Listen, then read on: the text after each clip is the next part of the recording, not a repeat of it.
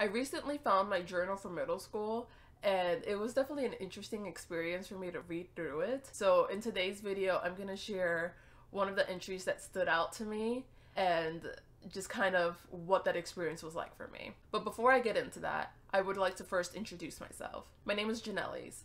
I created this YouTube channel to share my personal journey towards trauma healing in a completely transparent way. It is my goal with this channel to enable myself and others to live a life filled with joy, trust, and fulfillment. If you would like to join me with this goal, please subscribe to my channel.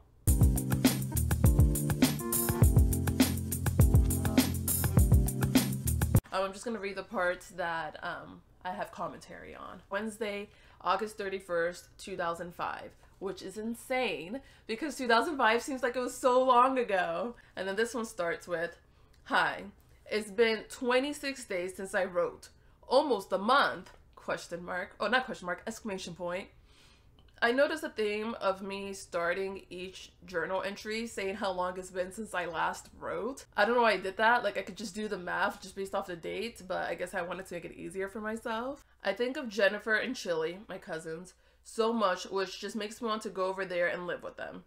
I met some new people, but no one to be best friends with. Like Kirsten. She is cool, but I can't trust her. Mallory is cool, but can be a real jerk."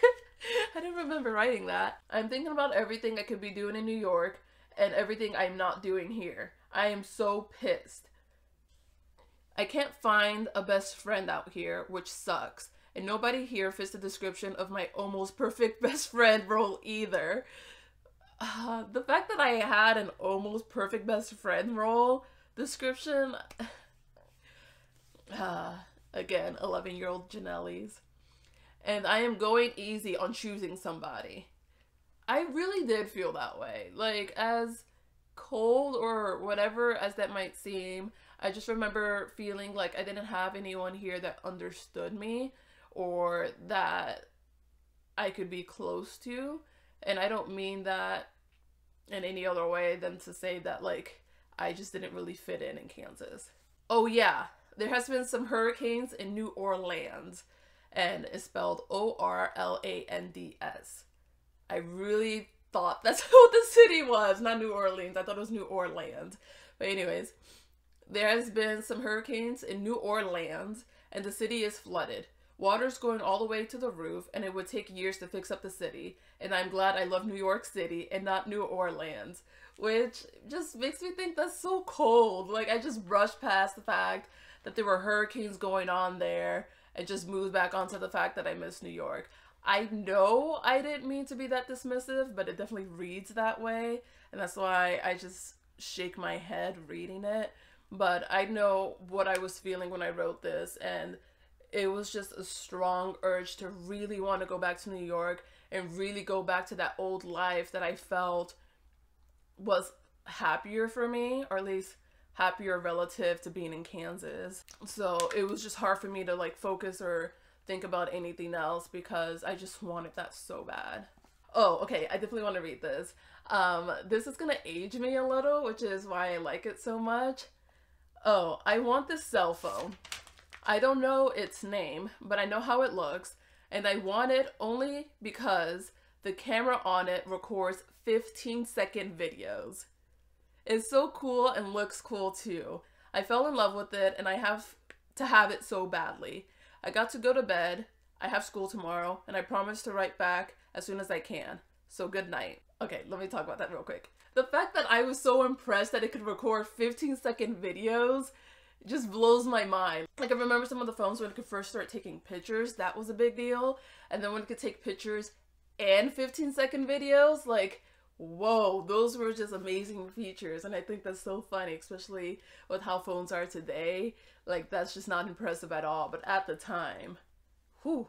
So reading through this, it was definitely a weird experience just because even though, like, I could pick out, like, even in this video, parts to laugh at because it's 11-year-old me. So it's definitely a little bit dramatic and a little bit, like, shaking the head inducing reaction.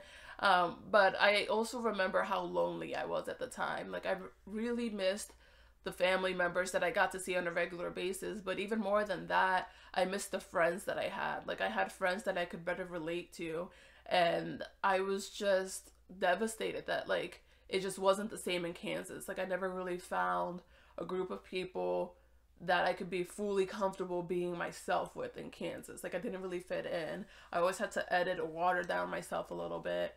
I tried explaining this to my parents, but they never really took it seriously. They honestly never really took anything I said about my emotions seriously. So that was a very difficult experience for me growing up. I shared with them multiple times how depressed I was, how lonely I was, and they just kind of brushed it off, or they would kind of make me feel guilty for sharing those thoughts with them, because they just said that me being depressed was just me being ungrateful for all that they have given me. So that taught me to not share my negative emotions with people, to just kind of keep that buried in and kind of have like a plastic smile and be happy for other people. And it also taught me to put the comfort of other people above my own. Like, if other people were comfortable and happy, even if I felt uncomfortable, that I should push that aside, because clearly I'm the only one. These are things that I've had to unlearn over the years. But also, reading this journal doesn't just bring back negative memories. It also reminds me of how much I loved going to New York during the summers. I remember, because we would drive there, whenever we would get to driving over the bridge and then straight into downtown, I just felt so alive. Like, I felt so welcome. And the song Downtown came on.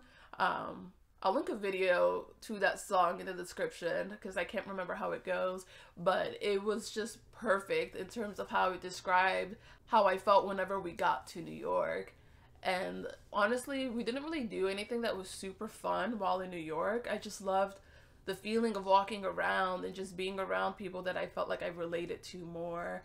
And I would just tell myself, I could probably convince my parents this time to just let me stay and let me be with my friends and just let me have my life back, because I just really felt like that was taken from me. And also, most of the trauma that I experienced was in Kansas, and I can't remember if I remembered these things as I was writing the journal or if they were suppressed yet, but I just knew that in Kansas my life was just so much worse in terms of happiness and feeling connected.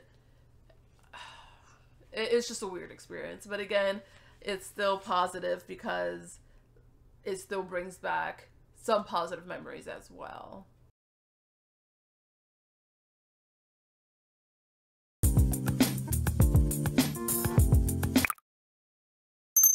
Thank you so much for watching my video.